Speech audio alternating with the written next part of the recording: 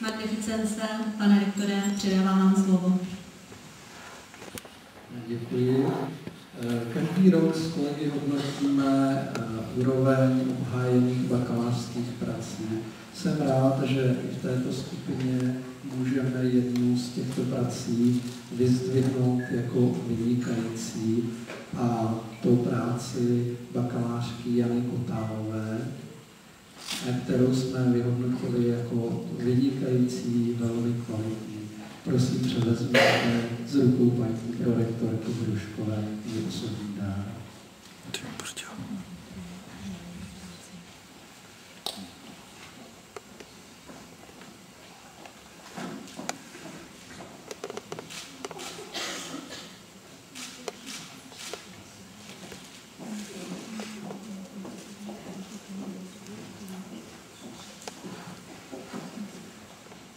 Děkuji panu rektorovi a zároveň děkuji absolventům za provedení slibu.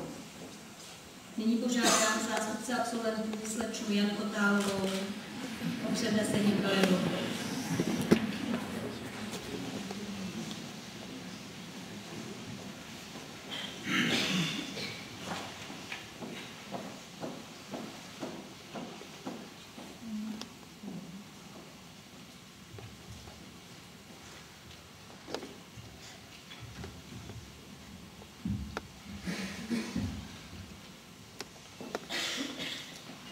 Vaše magnificence, pane rektore, majestátní paní prorektorko, honorabilis pane promotore, vážení členové akademické obce, milé kolegyně, milí kolegové, vážení hosté.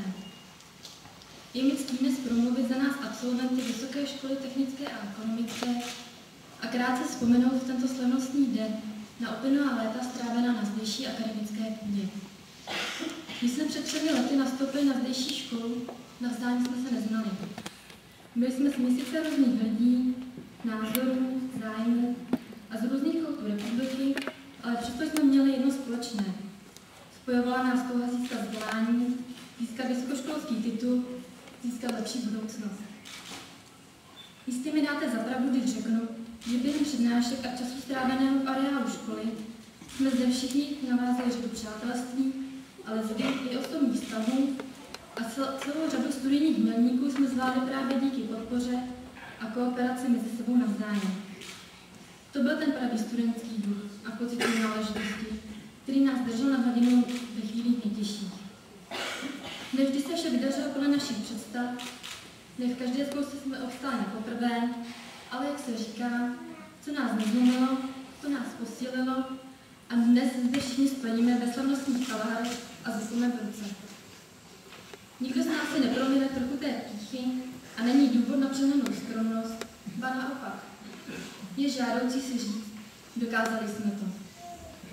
Dokázali jsme dosáhnout cíle, který jsme si vytyčili, a právě zde, na vysoké škole, jsme si uvědomili více než předtím, že chceme v životě něčeho dosáhnout. Musíme zatím jít i přes všechny překážky, které se nám mnohdy do cesty postaví. Nevzdat se a vytrvat. Tyto překážky jste nám pomáhali překonat vy, naši profesoři, docenti, doktoři a všichni akademičtí pracovníci, kteří jste nad námi nikdy nezlomili vůli a vytrvale nám předali své vědomosti. Vy, naši nejbližší, rodiče, sourozenci, partneři, kamarádi, kteří jste nás podporovali v těžkých chvílích a mnohdy nám věřili více než my sami sobě. Za to vám patří náš veliký dík. Na závěr si dovolím popřát všem kolegyním a kolegům, aby dokázali ve své profesní kariéře vždy využít znalostí získaných na Vysoké škole technické a ekonomické a škole, té si dovolím popřát zástupy úspěšných studentů, kteří budou dobře reprezentovat jiný.